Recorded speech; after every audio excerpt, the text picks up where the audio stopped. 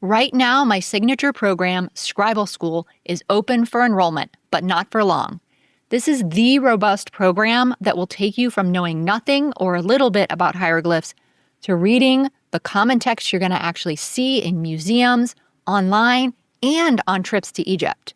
And there's a very special bonus available right now for the first 25 people who sign up by Friday, May 15th.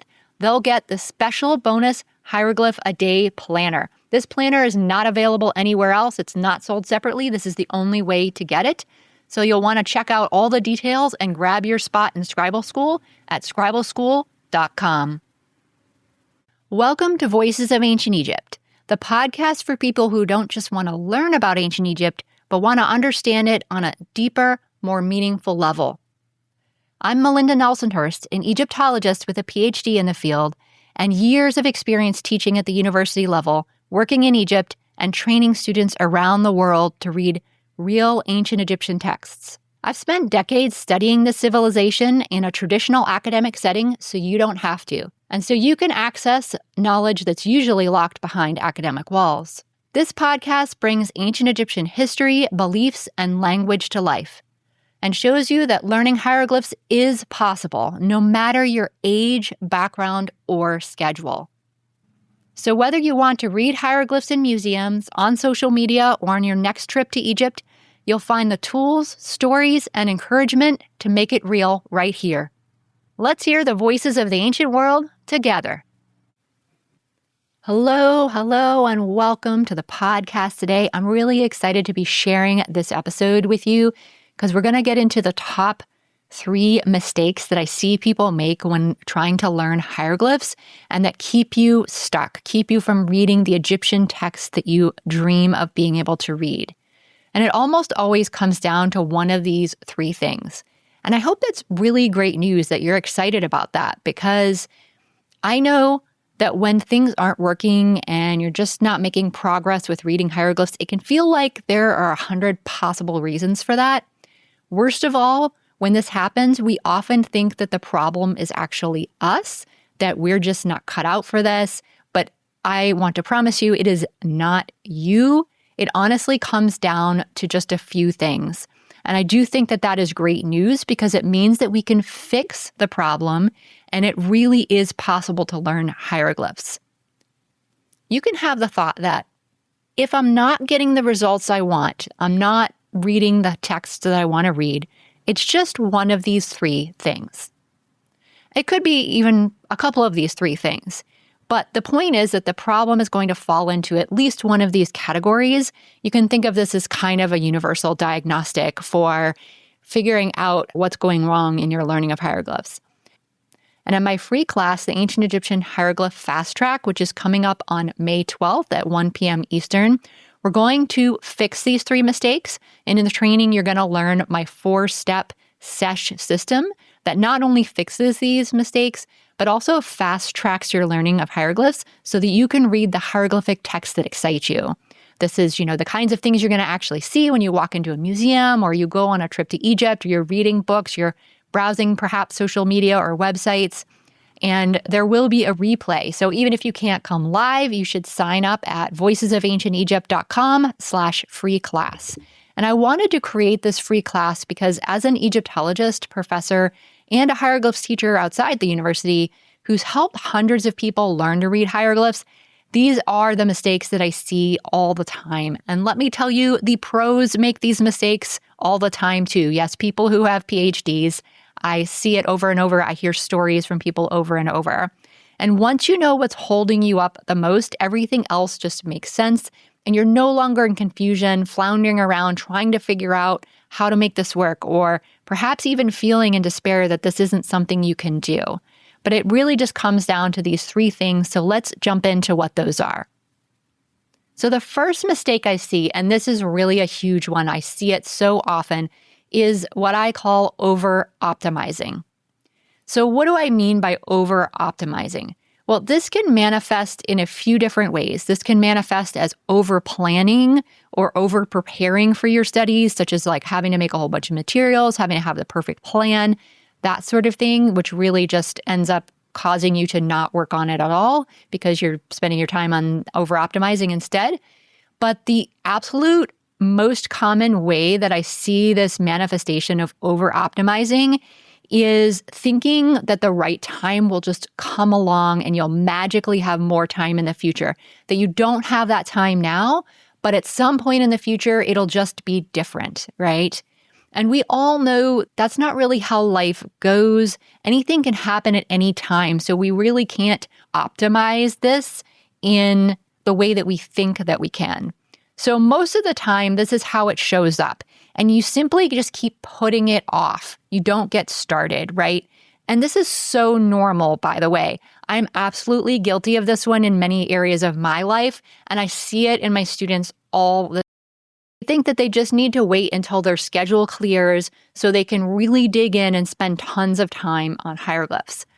But if you're anything like me, this probably isn't your first rodeo, so to speak, when it comes to wanting to get started with something new. And you might notice when you think about how this has worked before, that this same experience that I've had, you've had as well, where that perfect time simply never comes, right? We might be really busy with work right now, but then when work lets up a bit, we have other family obligations we have to take care of, or we have an unexpected medical issue, any number of things that come up. Or we might have a lot of travel coming up, and so we put it off again. But then when we get back, the time doesn't magically materialize. Instead, other parts of life take over that time. Because the truth is, there will always be lots of things waiting to take up your time. But a big part of what contributes to us putting off the learning of hieroglyphs because we're waiting for that perfect time isn't just that we literally have no time or we're waiting for time. It's also that we think that we actually need a lot of time to study for hieroglyphs. And so this is part of why we fall into this over-optimizing of feeling like we have to be in a place where we have these spacious periods of time on our calendar where we can just really dig in and get all excited and nerdy about it and get in really deep. But the truth is you don't need big blocks of time to do that.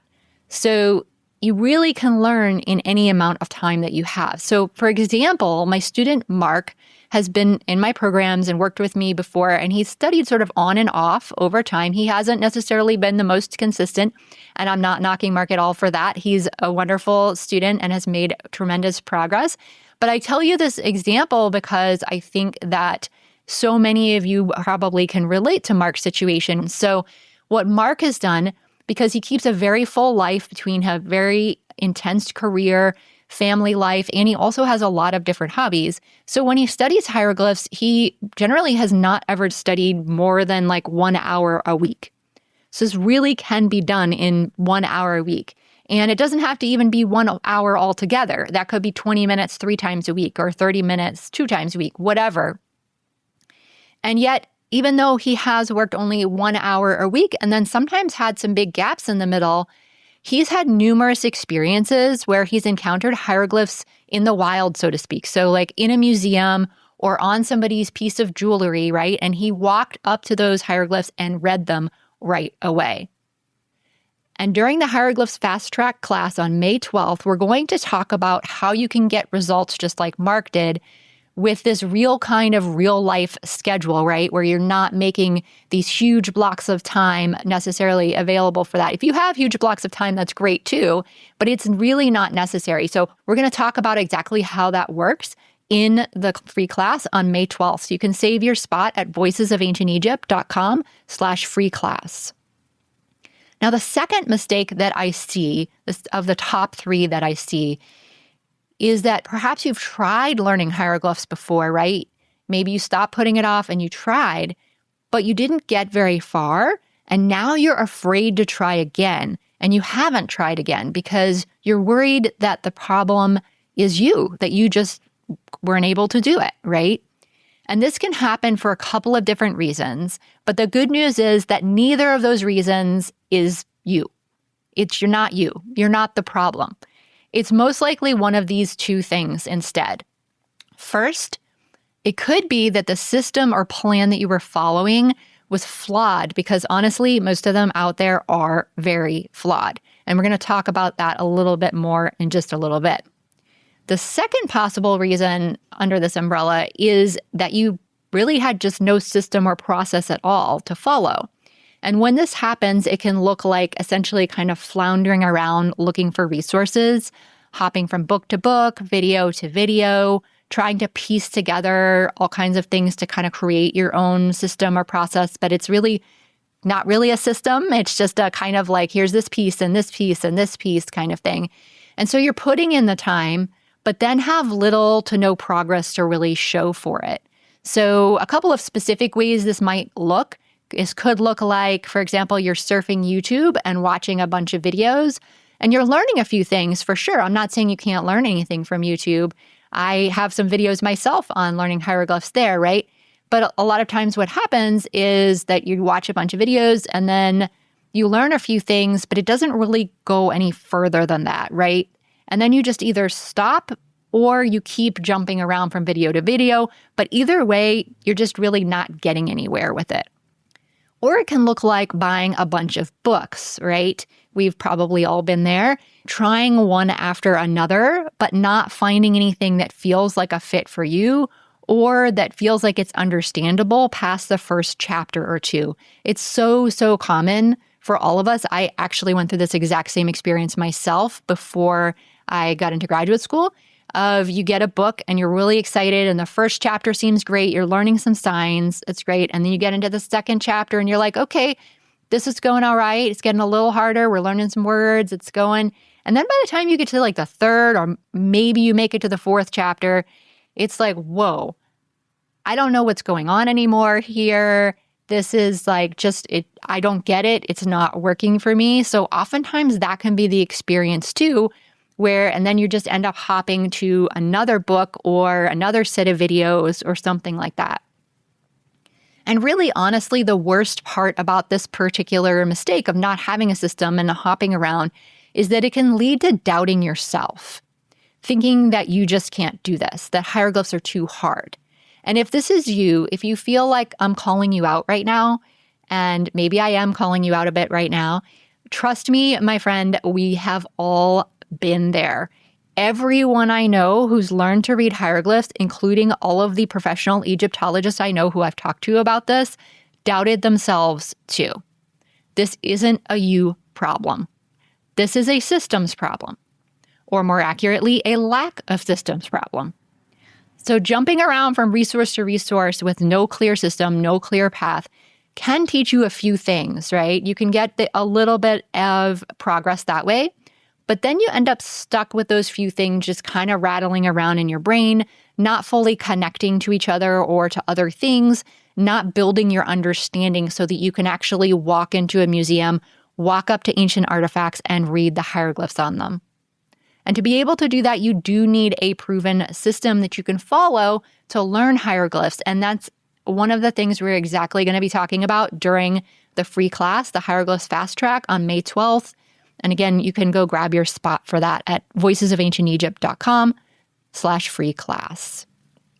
Now, the third mistake, this is one I just promised you we would get to in a moment, is thinking that all hieroglyph study systems are created equal. So we talked about the problem of not having a system, right? And how that can go wrong. But the sort of sister problem to that is thinking that all systems are created equal and trying systems, maybe one, maybe 5 different ones, whatever it might be, that really are just seriously flawed. And I'll be honest with you here. The way that Egyptian hieroglyphs are taught is broken. It absolutely is. The traditional methods make it extremely difficult to learn. I won't mince words. This is exactly what I experienced myself when I was learning. It took way longer, was way harder than it needed to be. And just like the last mistake, this can be so dangerous because it can make us think that the problem is us. I know I thought this when I was starting out.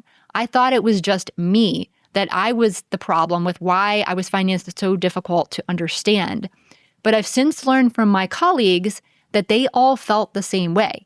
And here I'm talking about people with PhDs in Egyptology here, right? Who have told me that they felt this exact same way. And in fact, some of them have come up to me at conferences and told me that they want to join my programs because the university courses that they took when they were learning Egyptology and they were in graduate programs actually didn't teach them to read hieroglyphs very well at all. And they can't just walk up to objects in museums and read them. And that's one of the things that they want to be able to do. They're very good at what they do. They specialize in some other areas of Egyptology, and don't get me wrong, they really know what they're doing. They can go really deep in those things, and they make wonderful contributions to the field. But this is an area where their programs really failed them, and they just don't have those.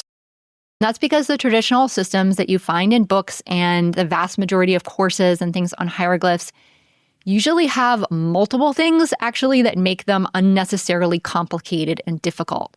But one of the biggest mistakes that I see in these traditional systems that really is that they take these really big leaps forward in the teaching, right? This one keeps so many people stuck, and it's another one that plagues both those learning outside of the university setting and those learning in the university setting. This often looks like once someone has found something of a plan, like a system to follow, whether it's from a book or maybe even from AI or from a course, then they get lost after the first couple of introductory chapters or lessons. And like in problem 2, this is a sneaky one because it can make us think that we're the problem and that we're just not cut out for this. But here's the truth. The plan that you're following is skipping major steps. And I see this all the time. This is exactly what happened in the way that I was taught as well, that instead of going from A to B to C to D to E to F and so on and so forth through the alphabet, instead it's trying to take you from A to F to M to Q to Z. And if you're counting along at home, that's 5 letters out of 26 in the English alphabet. They're just skipping over the whole rest of the steps in between, right? And trying to just jump into the next much further topic that has no grounding, no connection to what you've done before, and is just extremely confusing. And this is exactly what you're going to see in almost every book, course plan, etc., that there is out there. Websites, study groups, all of those things. I hear it from my students over and over again with the different things they've tried. They just jump way ahead, ignoring the learning science that is out there, which actually shows us how brains work and how people actually learn. And learning is, in fact, somewhat like building scaffolding up the side of a building. Or you could visualize this also as sort of putting a puzzle together. When you bring in new information, it needs to connect to something that you already have in your brain. It can't just go in there like in a vacuum with nothing at all, no reference. It doesn't mean anything to you that way. So just like how you can't put scaffolding halfway up the side of the building without first building the lower levels below it, that's how learning is as well. And just like with a puzzle, you can't find the exact spot where you need to put a piece until you have another piece that you can connect it to. And whether you're just starting and working out from the corner, or you're further along in the puzzle and you're filling in the middle, the principle is the same. No matter how beginner or how advanced you are, the steps need to make sense. They need to be the right size. They need to link to other things. So if you've encountered this, this is not a you problem, right? It's not you that's the problem. It's the system that you were trying to use, and it's skipping lots of steps.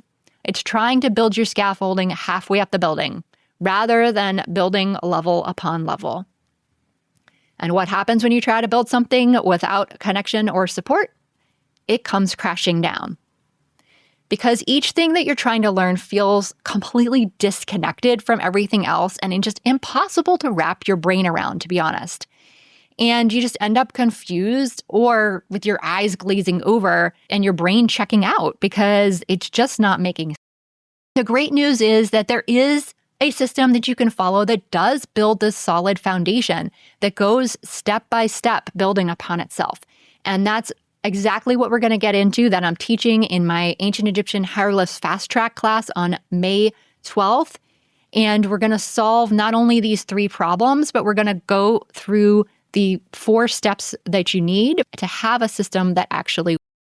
These 3 mistakes are exactly why I wanted to create this free training, the Ancient Egyptian Hieroglyphs Fast Track, because as an Egyptologist professor and hieroglyphs teacher who's helped hundreds of people read hieroglyphs, I see these mistakes all the time, and I see how they're holding people back and making way too many think that they can't learn this. So on May 12th, we're going to fix all of these problems with the fast track, and you'll learn the 4 steps to the fast track of learning hieroglyphs that make up my SESH system. That's an acronym for the 4 steps of the system. And this is built specifically so that you can learn how to read the hieroglyphs that excite you, the ones that you're actually going to see on ancient artifacts online, in books, and in museums. So you can go save your spot at voicesofancientegypt.com/free class so we can get you up and running with a system for learning hieroglyphs that really works. I can't wait to see you there.